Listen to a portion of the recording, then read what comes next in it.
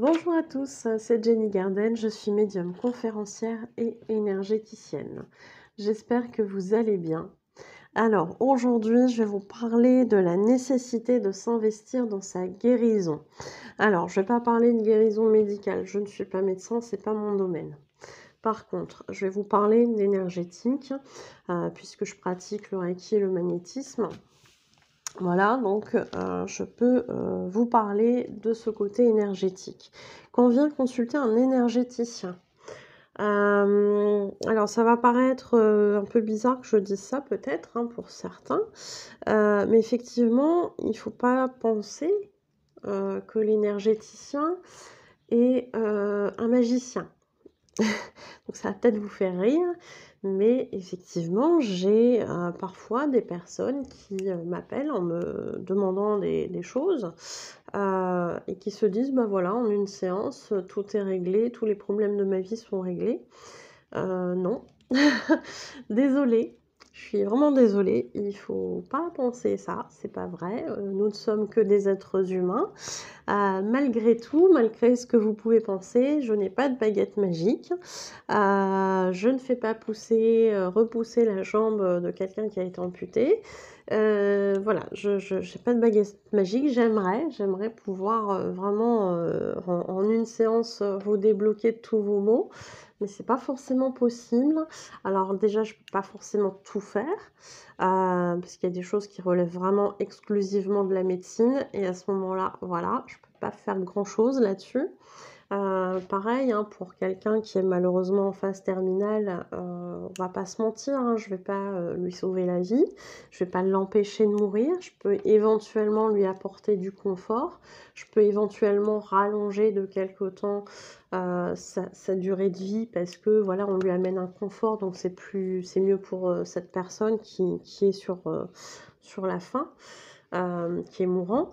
Mais voilà, on va pas se mentir, quelqu'un qui est amené à mourir, à un moment donné, ben voilà, si c'est la fin, c'est la fin. On va pas pouvoir, via une séance de soins énergétiques, sauver cette personne. Et si toutefois ça pouvait se faire, je pense que ça peut peut-être se faire dans certains cas, c'est parce que ça aurait été, son destin à ce moment-là, parce que, cette personne avait encore des capacités en elle de guérison, qu'on a pu stimuler, mais voilà, ça va pas être la majorité des cas, on est bien d'accord. Donc là-dessus, il faut, être honnête, et je le suis avec vous, hein, voilà, je suis quelqu'un d'assez franche. Il faut pas, penser qu'un énergéticien est un sauveur ou un magicien, c'est pas le cas. On n'est pas là pour ça. On est là pour vous accompagner dans votre guérison. On est là pour vous aider, pour vous donner des ressources, vous donner des conseils, vous assister sur des choses, mais au final, c'est un travail d'équipe. Et c'est pour ça que je parle d'investissement, de s'investir dans sa guérison. Parce que quand je reçois quelqu'un en consultation, effectivement, on va discuter de certaines choses en entretien et puis après, bah, vous allez passer sur la table de soins ou à distance, vous allez bah, vous allonger sur votre lit, par exemple. Et puis, va se dérouler effectivement le soin, qui va vous donner des effets, qui va, stimuler en vous des capacités de guérison que vous avez déjà à l'état naturel, hein, voilà, il suffit de voir que quand on se coupe, bah, la peau finalement se répare toute seule, hein. Ça met un petit peu de temps, mais ça se répare tout seul. C'est de l'auto-guérison déjà. Et quand on vient voir un énergéticien, on vient stimuler en fait vos capacités d'auto-guérison. Donc effectivement, il y a des cas où malheureusement ça va être trop tard parce qu'il aurait fallu intervenir bien avant. Et puis, bah voilà, il y a des fois où ça va être encore pris à temps et on va pouvoir faire de très très belles choses. Notamment sur le côté émotionnel, ça c'est indéniable. Donc, c'est quoi s'investir? C'est quoi ce travail d'équipe, en fait? Quand on vient voir un énergéticien, déjà, je trouve qu'il est important que le consultant ait confiance au praticien. Donc, comment ça se passe, avoir confiance? C'est peut-être avoir eu du bouche à oreille qui vous a amené à consulter cette personne et je dirais que c'est la meilleure des publicités. Merci d'ailleurs pour ceux, qui m'envoient, des personnes. Merci beaucoup à vous. Hem, Parce que voilà, ça témoigne de votre confiance, pour envoyer, également du monde. Ça veut dire que vous êtes satisfait de ce qui se passe lors des séances et c'est, un très, très beau retour. Merci encore. Hem, donc effectivement, la meilleure des choses déjà, le 1er critère, ça va être d'avoir confiance aux praticiens qu'on vient consulter. Donc effectivement, on peut avoir eu des retours via le bouche à oreille, mais pas que. Parfois, ça arrive qu'on consulte quelqu'un, parce que sur l'instant, notre intuition nous a poussé à consulter cette personne. Ça arrive. Il faut faire attention, bien évidemment, je suis la première à mettre en garde les gens. Et à ce moment-là, n'hésitez pas à poser des questions aux praticiens. Si vous avez un praticien qui s'énerve parce que, «Ah oui, mais madame, on n'est pas là pour ça», fuyez. Fuyez parce que ça veut dire que c'est quelqu'un qui est pas disposé à vous donner du temps. Par contre, peut-être que pour prendre votre argent, il y aura du temps et ça, c'est dommage. Effectivement, je fais payer moi mes consultations, mais je donne aussi du temps en échange. Il y a un temps d'écoute, il y a un temps d'échange qui est, important et nécessaire selon moi pour, que justement cette confiance s'installe, notamment lors d'une première séance. Donc n'hésitez pas à poser toutes les questions si ça vous rassure de savoir comment ça fonctionne. La personne qui maîtrise cette technique, pour se qualifier d'énergéticien par exemple, est censée pouvoir vous l'expliquer. Alors peut-être pas en long, en large et en travers, mais au moins vous donner les bases de comment ça fonctionne. Et puis, bah, voilà, comment ça va se passer et cetera. Quand on fait une première séance chez un énergéticien, quelqu'un qui fait du reiki ou du magnétisme, bah, c'est vrai qu'on n'a pas toujours, la même façon de pratiquer. Donc c'est important de savoir comment ça va se passer pour certaines personnes et notamment quand c'est nouveau. Donc si la personne, elle est pas disposée à répondre à vos questions, déjà c'est pas forcément, un bon signe. Donc voilà, poser des questions pour commencer, voilà, à avoir confiance. C'est bien aussi d'avoir la personne au téléphone avant de fixer un rendez-vous. Ça vous laisse le temps aussi d'avoir vos propres ressentis, savoir si ça va le faire ou pas parce que, bah, voilà, on est tous différents et on n'a pas tous la même énergie et peut-être qu'avec certains ça passera mieux qu'avec d'autres et on ne sait pas pourquoi. Ça ne veut pas dire qu'il n'y a pas de compétences derrière, c'est que, bah, le feeling, bah, parfois avec certaines personnes, c'est pas là et c'est pas grave, hein. Si on vous a recommandé une personne, mais que pour vous le feeling n'est pas là, bah, voilà, changez de praticien, c'est pas un souci. C'est pas un souci. Allez voir aussi, il y a un autre critère aussi qui est important quand je parle de s'investir dans sa guérison. C'est quand vous allez voir l'énergéticien, ne soyez pas là en mode: «Oui, mais de toute façon, ça marchera pas». Parce que là, vous êtes en train de vous auto-conditionner pour que le soin ne fonctionne pas ou pour ne pas voir les effets du soin. Et ça, c'est dommage. C'est dommage. Parce que si on s'auto-conditionne, en se disant: «Bah oui, mais ça va pas marcher, ça va pas marcher». C'est quoi le but d'aller voir quelqu'un, de payer une séance, de perdre du temps, si en fin de compte, votre envie, c'est que ça fonctionne pas? Alors, il peut y avoir plein de raisons à ça. Peut-être que c'est de l'auto-sabotage.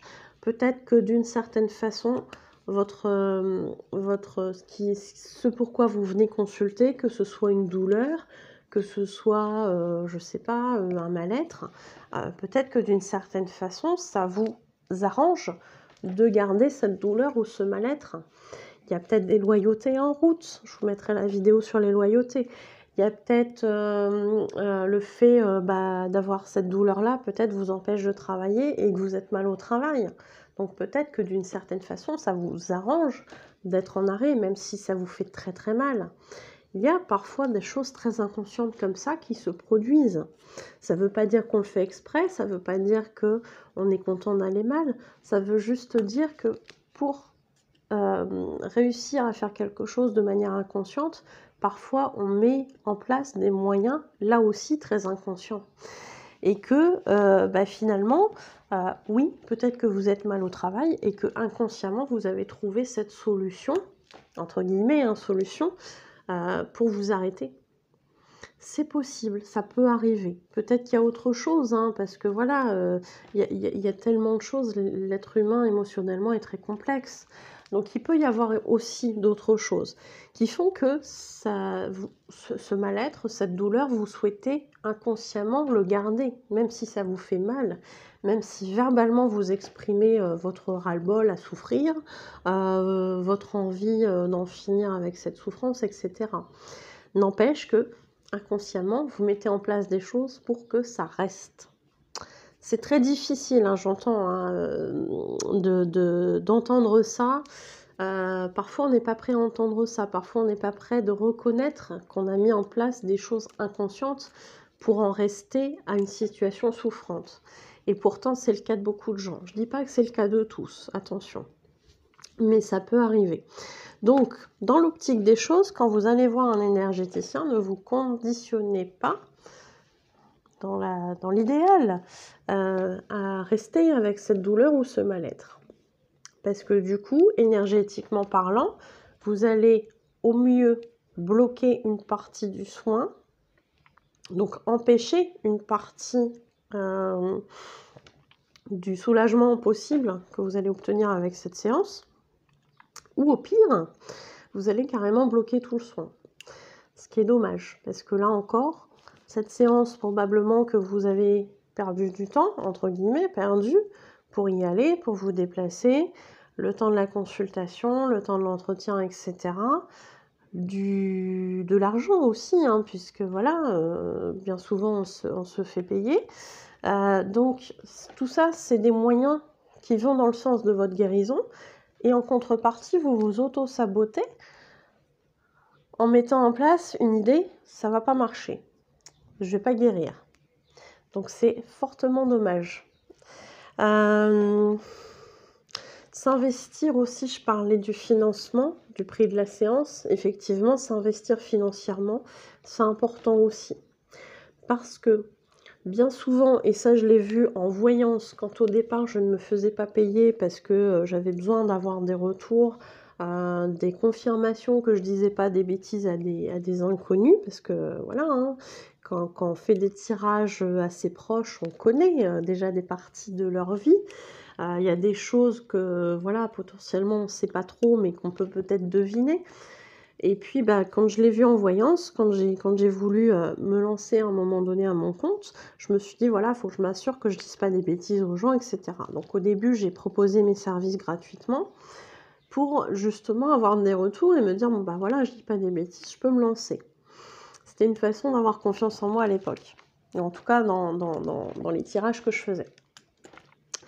Et puis quand à un moment donné, vous avez plusieurs personnes qui reviennent vers vous et qui vous disent en fait, vous aviez raison, je suis allée voir un voyant, un médium, j'ai payé ma consultation 50 balles et même 80 balles pour certains.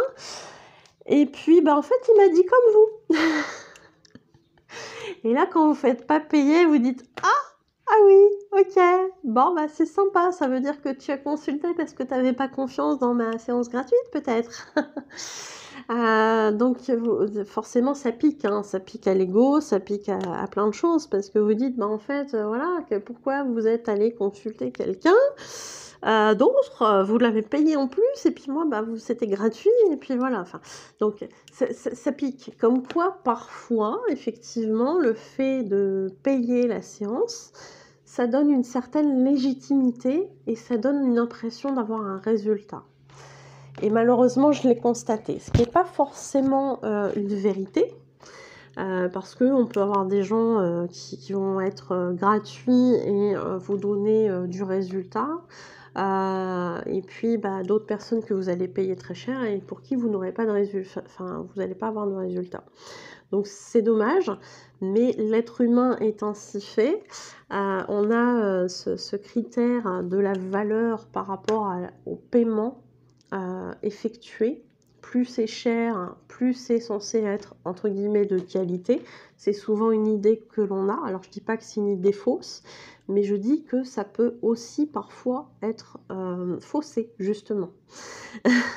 Ça peut être faussé dans certaines circonstances. C'est pas forcément un gage de qualité de payer cher sa consultation. Et c'est aussi pour ça que je m'attarde, que ça me tient à cœur d'avoir des tarifs corrects, sans partir dans des dérives où je vais demander 90 balles pour une consultation, par exemple.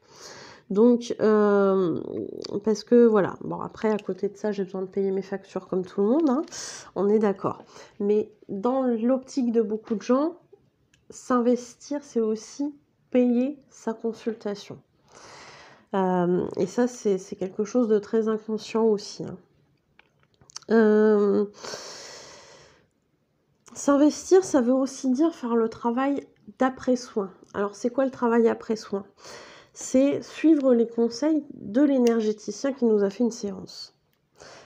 S'il vous dit, bah voilà, dans les 24 prochaines heures, pensez à boire un petit peu plus d'eau que d'habitude pour justement bien nettoyer ce qu'on a fait, bah voilà, c'est bien de le faire. Si vous le faites pas, vous le faites pas, mais c'est bien de le faire si on vous l'a dit. De suivre les conseils, ça va faciliter en fait l'élimination de tout ce que vous avez évacué en fait, hein, de tout ce que vous avez besoin d'évacuer. Mais c'est aussi et surtout, et moi je le dis souvent, après un soin, c'est bien de pouvoir accueillir les émotions qui vont se libérer après le soin. Et ça, c'est important. Parce que si vous dites, waouh, j'ai fait un soin il y a 2 jours, j'en peux plus, j'ai envie de pleurer, mais là, c'est pas le bon moment, machin. Alors oui, effectivement, parfois, c'est pas le bon moment. Effectivement, si vous êtes au boulot, vous n'allez pas vous mettre à pleurer devant vos collègues, on est d'accord. C'est pas le meilleur moment, c'est pas le moment le plus propice, bien évidemment. Par contre, pensez en rentrant le soir à dire bon bah voilà, il s'est passé ça, repensez à cette émotion et là vous allez pouvoir libérer les choses. Et c'est important de le faire parce que quand on fait un soin pour libérer des émotions négatives ou des traumas ou des choses comme ça, si à un moment donné vous les libérez pas quand ça remonte, forcément vous allez continuer à les garder. Donc c'est comme si vous dites, bah, en fait j'ai fait mon soin, je me suis investie dans plein de trucs, j'ai payé ma consultation, j'ai été coopératrice, j'ai coopéré pardon, avec l'énergéticien, j'ai fait ceci, j'ai fait cela, puis à la fin, bah, quand ça remonte et quand c'est prêt à sortir, ah bah non je garde. Donc là aussi c'est dommage, c'est dommage. Et puis, ben, voilà, grossièrement, ça va être aussi de tout mettre en œuvre pour que les conditions soient les meilleures, pour que le soin se diffuse le mieux possible, en fait, hein. Donc effectivement, suivez les conseils de votre énergéticien, accueillez vos émotions, etc. Investissez-vous dans votre guérison. Si vous sentez qu'il y a des choses que vous devez lui redemander après le soin, il ne faut pas hésiter non plus, on est aussi là pour ça. C'est pas parce que le soin est fini qu'on n'est plus là pour répondre à vos questions, hein. S'il y a des choses qu'on vous a pas dit, à un moment donné, il peut se produire telle chose après le soin et que là, il se passe un truc, ça vous inquiète, posez la question. On est là aussi pour ça. Et si la personne ne vous répond pas, alors peut-être effectivement que sur l'instant elle est occupée, si elle est en consultation, etc., elle ne peut pas vous répondre, mais si elle ne vous répond pas dans les jours qui suivent, c'est pas normal. On est d'accord. Donc, pensez bien à tout ça, pensez bien à mettre en place tout ce qui peut faciliter en fait le fonctionnement du soin pour être dans les meilleures conditions possibles et que ça fonctionne au top niveau. Voilà, ça permet en fait de ne pas mettre d'énergie bloquante au soin. Voilà, c'était une petite vidéo pour vous rappeler quelques petites choses. J'ai peut-être oublié des choses là comme ça, mais c'est ce qui m'est venu sur l'instant. Donc n'hésitez pas, à me dire si vous avez trouvé cette vidéo utile, si ça vous a parlé, si ça vous a plu. Mettez, des likes, des commentaires, des partages de vidéos, des abonnements à la chaîne. Merci aux abonnés. Merci à ceux qui souhaitent, également me faire un don sur ma cagnotte Lydia. Le lien est en description, de la vidéo. Ça permet en fait de mettre en place des choses pour améliorer la chaîne. Pour les personnes qui souhaitent se renseigner sur les prestations que je propose, n'hésitez pas à aller voir sur ma page professionnelle Facebook, Jenny Garden, médium énergéticienne et conférencière, dans l'onglet Services. Vous y trouverez toutes les prestations que je propose ainsi que leurs tarifs. Si vous souhaitez un rendez-vous pour une consultation, une guidance, une voyance, un soin énergétique au tambour chamanique ou sans tambour chamanique, si vous souhaitez une interprétation des rêves, un message de votre flamme jumelle, un message de votre âme, un message de votre guide spirituel, un contact défunt, un nettoyage de lieux énergétiques ou un nettoyage de personnes aussi au niveau énergétique, c'est tout à fait possible. Si vous souhaitez vous libérer de vos blocages qui proviennent de vie antérieure, n'hésitez pas non plus à me contacter. Et puis, pour les personnes aussi qui souhaitent participer à un atelier méditation, oracle, pendule, magnétisme, et puis il y en aura certainement d'autres qui vont se créer au fur et à mesure du temps, n'hésitez pas à me tenir informée et à vous inscrire via Facebook. Voilà ce que je voulais vous dire. Je vous remercie de m'avoir écouté et je vous souhaite une belle journée ou une belle soirée et je vous dis à bientôt. Prenez soin de vous.